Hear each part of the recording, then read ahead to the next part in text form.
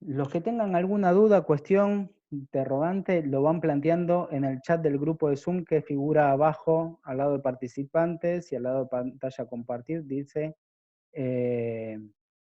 chat, ahí pueden interrogar, ¿sí? Interrogarme, hacer preguntas, demás. Profe, yo no tuve acceso al campo, habla Fernando Suárez. Bueno, eso mándamelo por mail, Fernando, así lo vemos, ¿vale?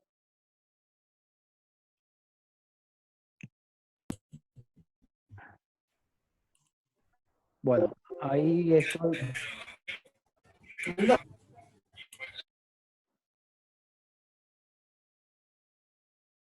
A ver.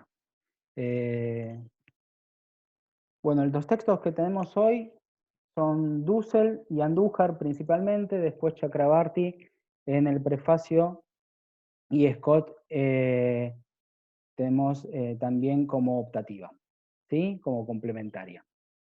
La idea de esta clase es poder justamente dar cuenta de dos grandes ideas, perspectivas generales que tiene la materia. Por un lado, es la visión no eurocéntrica que pretendemos construir desde la materia, una perspectiva situada de hacer historia desde América Latina, desde nuestra situación sur, de una mirada condicionada también por nuestra historia, que nos permite acercarnos, creo que de una forma más rica que es, estando en el centro del mundo, digamos, en el centro geográfico, no solo en el mapa Mercator, sino en el centro político, económico, militar, que es justamente el Atlántico Norte. Tener una mirada desde el sur nos permite también una comprensión un poco más enriquecedora y más problemática sobre la historia mundial. Esa historia mundial que, como dice Dussel, que es justamente el primer texto de la perspectiva historiográfica de la materia, es una mirada, digamos, que es la mirada del dominador, una historia mundial que se ha vuelto universal a partir del autorrelato, ¿sí?, que ha construido Europa para sí. De eso se trata el primer texto de la materia, que nos hace un raconto de cuál es el recorrido histórico de esa, cómo se construyó la genealogía de esa historia universal. La genealogía de esa historia universal que llega hasta hoy, a finalizar, hasta la historia contemporánea, que es la historia de nuestro presente inmediato, ¿sí? Es muy interesante y les recuerdo ir a los videos que han hecho todo el equipo de cátedra, Romina, Diego, Yamil, Ezequiel, etcétera, sobre el tema de la pandemia, porque una de las cuestiones que se está discutiendo es si no estamos ante lo que sería para Hobsbawm la apertura de un nuevo ciclo histórico, ¿sí? Si no estamos ante un nuevo siglo, si el siglo XXI, ¿sí?, no ha empezado recién ahora y no justamente en el 2000 o inclusive en la caída de las Torres Gemelas, sino ahora con el coronavirus y la pandemia. Si no hay un cambio de características que estamos todavía en ciernes, pero que ya vamos a ver sobre las condiciones del dominio global, sobre las condiciones inclusive de cultura, sociabilidad, instituciones, rol del Estado, etc. Pero bueno, sin irnos más lejos, ¿por qué ponemos este texto que nos habla de la Europa del Renacimiento y se va desde el origen de la idea de la historia con los griegos? ¿Por qué lo ponemos ahora? Porque lo que queremos poner en cuestión es esta mirada teleológica, ¿sí?, que va de un pasado a un presente necesariamente continuo, ¿sí?, en avance, en progreso, hasta llegar a este presente perpetuo, ¿sí? Eso es un poco la idea de poner a Dussel como inicio, porque lo que está cuestionando ahí es la misma idea de modernidad, ¿sí? Nosotros estamos dando historia contemporánea, que es prácticamente una unidad con historia moderna, porque nuestra historia contemporánea es la continuación de ¿qué? Del despliegue europeo que se dio a partir del siglo XV con el descubrimiento de América. ¿Sí? Ese es el primer momento de la modernidad para Dussel. ¿Sí? No es con Descartes, dice, no es con el yo conozco de Descartes, de Descartes, ¿sí? Y luego la Revolución Francesa, la Ilustración, la Revolución Francesa, ¿no? La razón. No, es el primero, el inicio de la modernidad y con su continuidad, como vamos a ver, con el despliegue del capitalismo y el imperialismo y Europa, el resto del mundo, a partir de la colonización primero con problemas de conexión de Internet.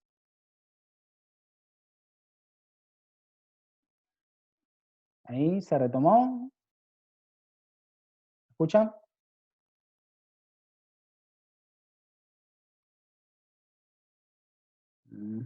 Hola, ¿me están escuchando? ¿Sí? Bien, porque tuve problemas de conexión a internet. Bien. Decía, eh, no es a partir de esa autorrepresentación europea, dice Dussel, que es los procesos que se dan primero en el campo del conocimiento y del pensamiento europeo, que es el renacimiento y la ilustración, para después transformarse en hechos políticos con la Revolución Francesa, que es cuando empieza la historia de la modernidad, ¿sí? Europea, y luego se despliega al resto del mundo, sino es a partir de la llegada de los españoles a América, y con la conquista americana es que comienza la verdadera modernidad. Obviamente Dussel se inscribe en esto en una mirada de Wallerstein, ¿sí? Del inicio del el sistema mundo. ¿Sí? Es a partir del sistema mundo y especialmente de la creación del primer Estado moderno con España a la cabeza. ¿Por qué dice Dussel primer Estado moderno? Y es algo que vamos a ver en el resto de la materia, porque el Estado fue moderno español, el de los reyes católicos, fue el primer Estado que tendió a homogeneizar con el uso de la violencia a la población. Homogeneizarla culturalmente a través de la religión cristiana, ¿sí? Expulsando a los judíos, pero también a los moros, y a la vez a través de una conquista con rasgos genocidas, ¿sí? Sino también lingüísticamente. Y esto es un debate que hoy tiene sus consecuencias entre las mismas autonomías o nacionalidades españolas, sino sobre todo también en la construcción de lo que son los estados modernos. Los estados modernos y los nacionalismos tenemos que entenderlos también a partir de la primera experiencia moderna, que fue la experiencia de la construcción de la estatalidad española. ¿Qué quiero decir, queremos decir con Dussel con esto? ¿Sí? Que a un concepto de una modernidad eurocéntrica, provinciana, regional, que es esta mirada de una modernidad, de la reforma, de la ilustración, luego de la Revolución Francesa, una mirada donde tiene una sola cara de la modernidad, que es la cara del progreso, la cara del desarrollo, la cara de la razón, hay que unirla a la cara de la conquista, la otra cara, la cara de la expoliación de nuestra América, la cara también de la explotación, de la creación de la primera forma de imperialismo en nuestro continente, y la cara también que va a justificar el resto del avance europeo sobre la humanidad. ¿Sí? Por eso, sobre el final, para poder ir a los textos sobre perspectiva de género, quería remarcar que el texto de Dussel nos habla de las justificaciones de las praxis de la modernidad europea, ¿no? Lo que es una praxis irracional de la violencia, plantea. Él plantea 7 ideas de praxis, ¿no? Que están concatenadas. Por un lado, nos habla que la civilización moderna se autocomprende como la más desarrollada y la superior. Esta superioridad obliga a desarrollar a lo más primitivo, a los rudos, a los bárbaros, como una exigencia moral. Esta idea de superioridad le plantea a la vez una exigencia moral. Esta exigencia moral de los europeos, ¿sí? que los obliga a desarrollar un proceso educativo al resto de la humanidad, un proceso educativo hacia el desarrollo, según la mirada europea, exige que todo lo que se oponga a ese desarrollo, porque es una misión, porque es una tarea que se asume Europa, cualquier cosa que se le oponga, ¿sí?, a esta praxis va a ser necesariamente suprimida. De ahí viene la justificación colonial a la guerra justa, que la vivimos hasta la última guerra de Irak, por ejemplo, y hasta la invasión europea, americana a Libia, etcétera, etcétera, ¿no? Que es una constante lo que vamos a ver a través del siglo XVIII, XIX y XX. Esta violencia, ¿sí?, es interpretada como un acto inevitable de suprimir al bárbaro, pero inclusive es un acto de sacrificio necesario, como todos los sacrificios, ¿sí? ¿Por qué? Porque justamente la modernidad se plantea a sí misma como una civilización, ¿sí?, que tiene la capacidad emancipadora y por tanto la inocencia, ¿sí?, sobre sus actos. O sea, está juzgada, obviamente, por sí misma la modernidad y es absuelta por sí misma, ¿sí?, de los actos de sacrificio, sufrimiento que tienen que llevarse adelante, los costos, ¿no?, que hay que pagar para llevar adelante la modernización. Esto viene a cuenta de la mirada que tenemos, por lo menos en la cátedra, y que queremos polemizar, siempre presente esta dualidad de la modernidad y contemporaneidad, ¿sí? Porque vamos, la próxima clase, a iniciar con un hecho contundente de la historia contemporánea, un hecho innegable y un hecho liberador, que es la Revolución Francesa, ¿sí? Si ustedes habrán visto el video de Joana relacionado con la pandemia, justamente ella retomaba los ideales, los postulados de la Revolución Francesa de igualdad, libertad y fraternidad. ¿Quién no estaría de acuerdo con esos postulados? ¿Sí? Pero justamente el gran tema es que esos postulados también tienen su contracara. Y es la contracara de libertad, fraternidad e igualdad para quién. Y esta es una discusión que vamos a tener a lo largo de toda la materia. Siempre ver justamente la dualidad, las dobles caras, la multiplicidad de factores que puede abrir justamente los procesos históricos. En función de esto, ¿sí?,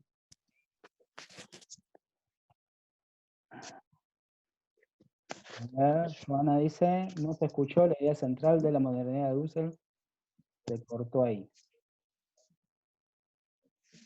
Romina dice, se escucha mal. A ver.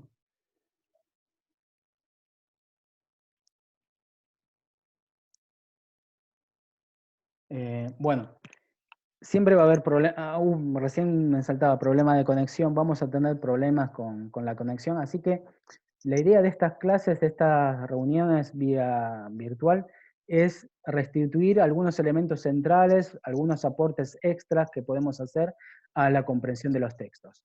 Por eso ustedes tienen, para seguir sus lecturas, apoyaturas, que son las guías de lectura que hemos hecho con el grupo de la cátedra, y bibliografía complementaria, los videos que estamos subiendo, todos los elementos que ayudan a ustedes a que no se queden con estos breves 40 minutos y la explicación unilateral que pueda hacer yo de los textos, sino que vayamos a la vez a los foros y completemos con las lecturas y las guías de lectura, ¿sí?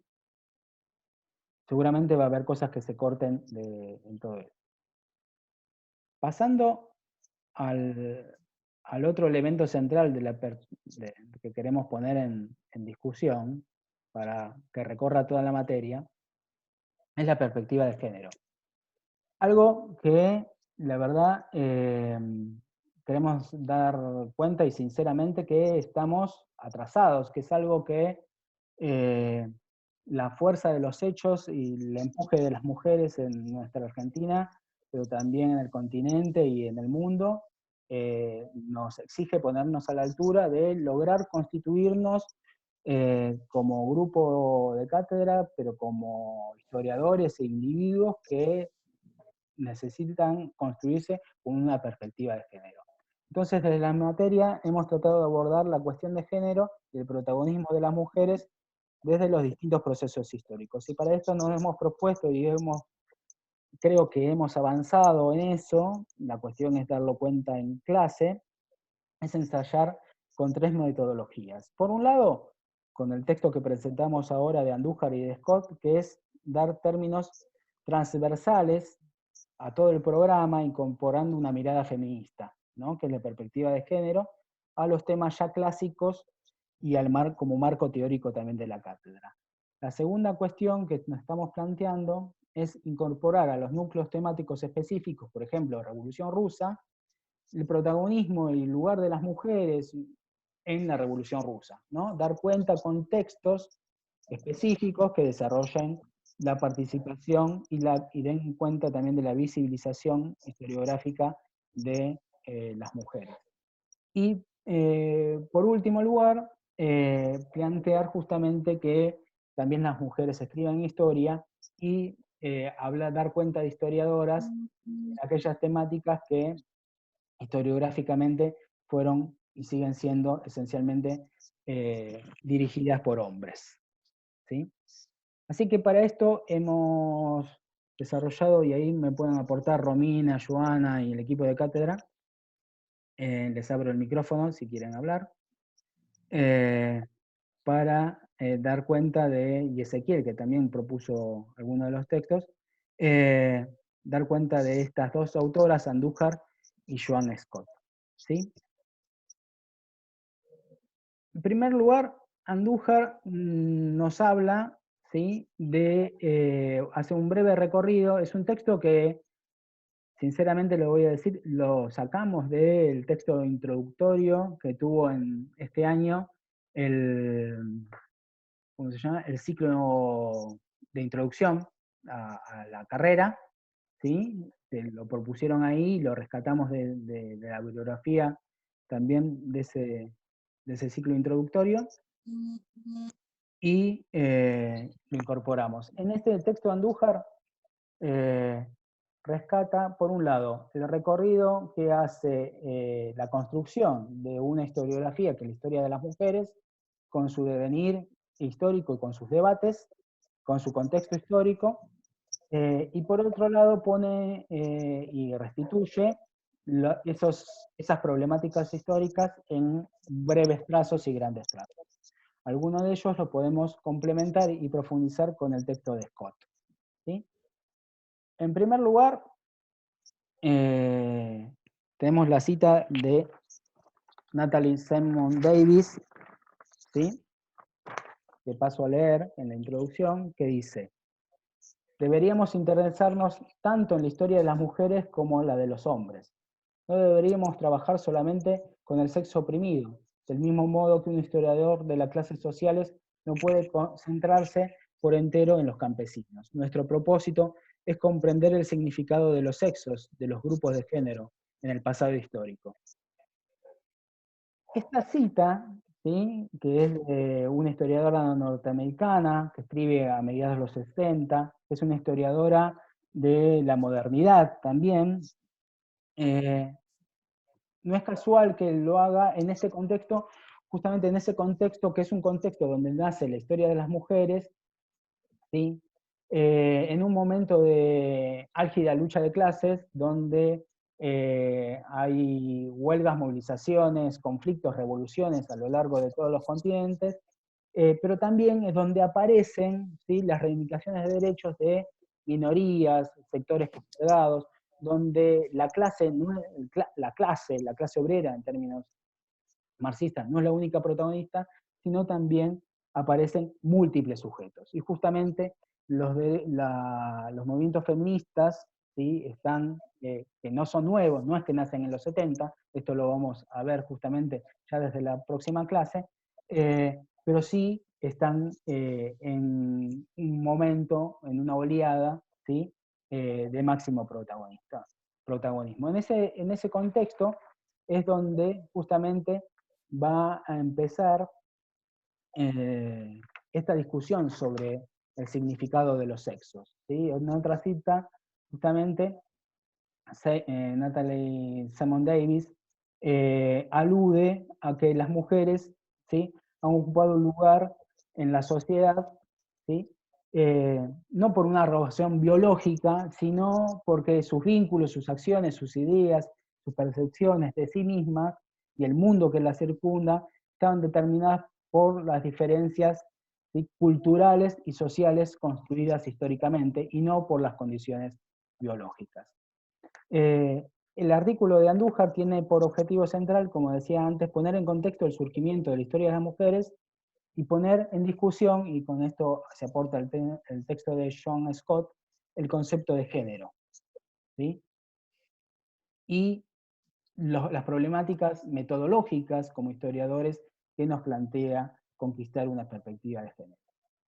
La tradición historiográfica siempre fue, actualizar, nos quedan 10 minutos.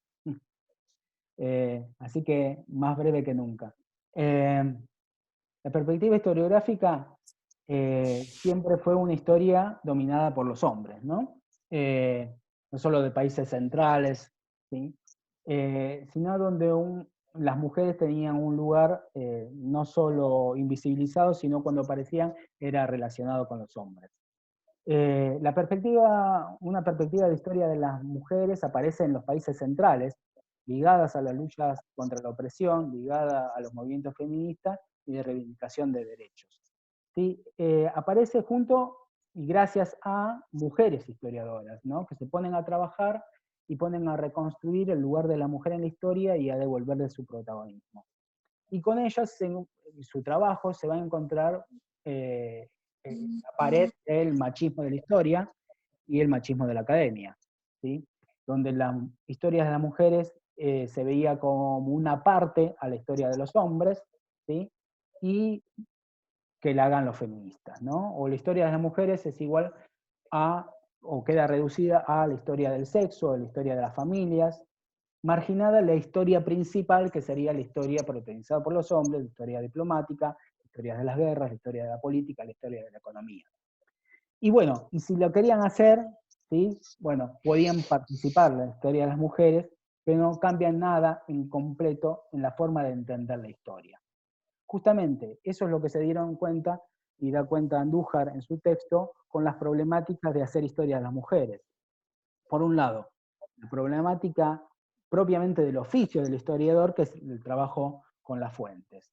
En ella se va a ver con que las fuentes están escritas por hombres o dan cuenta, ¿sí?, de las acciones realizadas por hombres, donde las mujeres quedan invisibilizadas o si dan cuenta de ellas, están subalternizadas. ¿Sí? Calibán y la bruja, justamente un texto clásico, nos habla justamente de esto, cómo las mujeres eran consideradas como brujas y hay muy pocos textos que rescaten la voz de la mujer. Justamente la tarea de hacer historia de las mujeres requirió, ¿sí?, cuestionar la forma en que hasta los mismos archivos, ¿sí?, tienen una mirada de género en cómo clasifican las fuentes, ¿no? Y la necesidad de ir a recurrir a otras fuentes no clásicas, como la literatura, la memoria, etc. Pero al hacer historia de las mujeres también supuso, ¿sí?, poner en discusión la misma historia. Y es muy bueno como Andújar rescata a una historiadora que pone en cuestión el tema del renacimiento, ¿no? ¿Renacimiento para quién? ¿Sí? Es lo que se pregunta. Y en esto está en íntima relación con lo que veníamos hablando de Dussel y las periodizaciones, ¿no? Como la periodización del Renacimiento es una periodización androgénica, que tiene por renacimiento de quién? Del hombre. Y por el contrario, el Renacimiento fue, ¿sí?, la separación del ámbito público del ámbito privado, la segregación de la mujer de la política en la Italia del siglo XVI. Entonces, la forma de entender la historia, ¿sí?, revela grandes límites, ¿sí?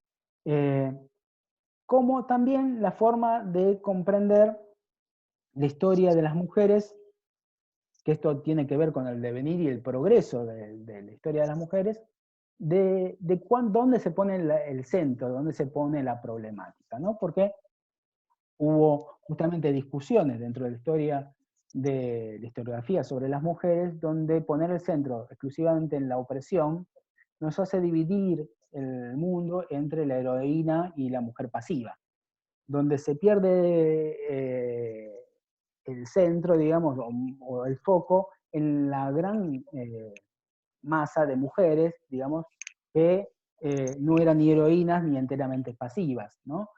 ¿Por qué? Porque a la vez el patriarcado, si se pone el foco tan solo en la opresión, se lo ve como algo homogéneo e inmutable, que por el contrario, para poder ser patriarcado, para seguir siendo opresor, necesitó siempre ir mutando, ¿sí?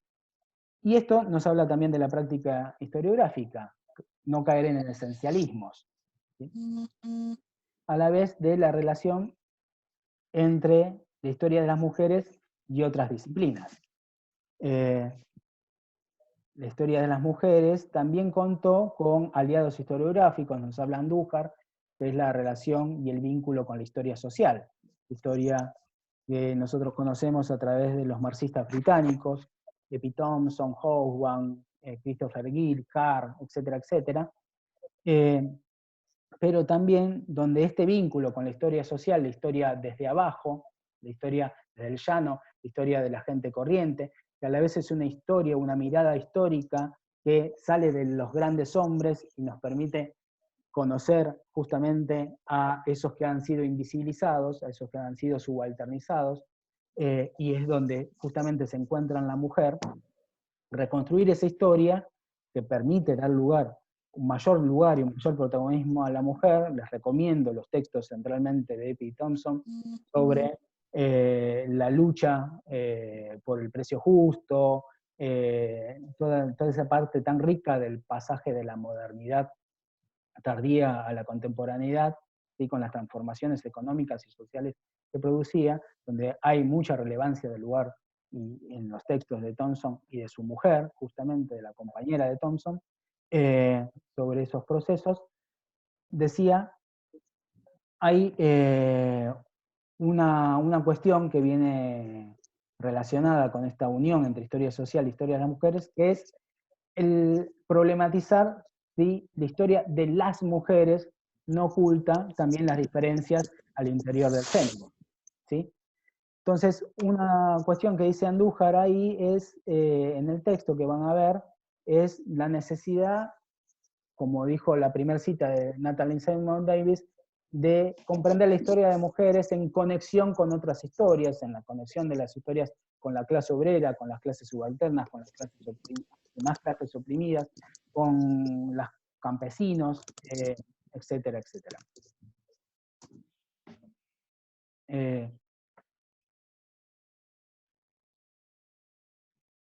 Retomo, ¿sí?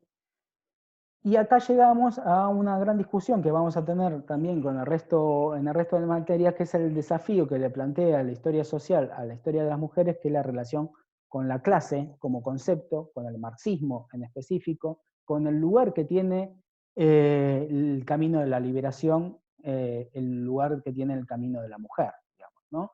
Más precisamente, si es primero la liberación de la opresión de clase para luego conseguir la liberación de todas las opresiones, ¿no? Con ello la opresión de género, o necesariamente también poner en primer lugar la opresión de clase por sobre cualquier otra opresión, no significaba más que una nueva forma o una postergación patriarcal de la perspectiva de género, los derechos de la mujer. Y esto no es una discusión que haya sido tan solo de las mujeres, sino también es una discusión que en el contexto de los 70 se da por el protagonismo de las minorías, de las negritudes, de las etnias, de los jóvenes, etcétera, ¿no? Que van a poner en cuestión también a mismo esa historia de las mujeres. Es una historia de las mujeres hecha por blancas para blancas, y que dejan de lado, en función también de esta mirada que decíamos de Dussel, de una mirada del progreso, del desarrollo europeo y demás, ¿sí? A la mujer negra, ¿sí? Se la deja de lado en la historia en función de que tiene, primero hay que liberarla del negro que la oprime, ¿sí? Para luego que se libere ella misma, digamos, ¿no? O más que ella misma, ser liberada por las mismas mujeres europeas. O sea, la misión civilizadora también muchas veces se va a trasladar al feminismo civilizador, ¿no? La tarea de sacarle el velo a la mujer árabe, tan propio de la Europa actual. ¿Sí? Y acá llegamos al eje de esta reunión, en esta parte, que es el género, la definición de género, ¿no? Es el género, como dice Scott, como categoría empleada por las feministas, va a referir a la organización social de las relaciones entre los sexos, denotando el rechazo al determinismo biológico y resaltando la cualidad social de la distinción basada en género. Esto significaba